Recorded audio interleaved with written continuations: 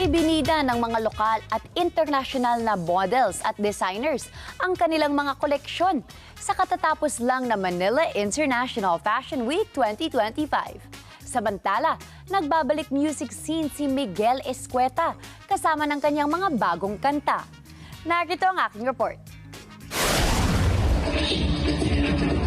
Matagumpay na inilunsad ang Manila International Fashion Week 2025 sa isang kilalang hotel sa Pasay City.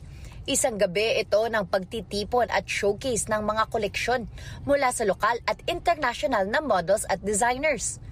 Isa sa mga tampok na personalidad sa event ay si Bench Bello, founder at producer ng Manila International Fashion Week, na hindi lamang nag-organisa kundi nagpakita rin ng kanyang sariling koleksyon. Kilala si Bello bilang visionary designer na may natatanging estilo sa menswear at sa pagsasanib ng kulturang Pilipino at sining. Nagiging plataporma ang Manila International Fashion Week para sa mga talento mula sa Pilipinas at ibang bansa na siyang nagbibigay pagkakataon na maipakita ang galing at creativity ng mga Pilipino.